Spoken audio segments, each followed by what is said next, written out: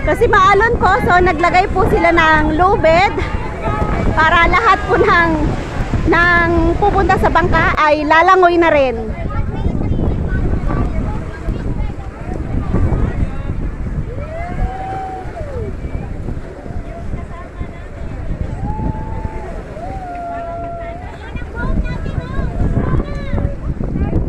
Ito na yung boat natin, oh, yung red flag.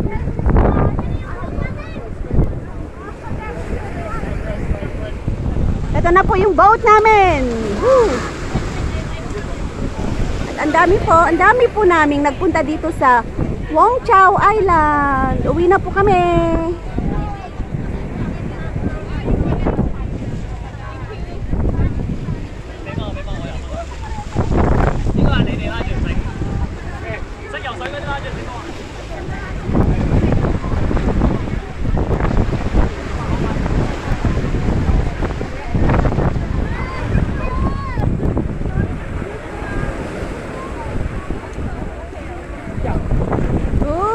Sure.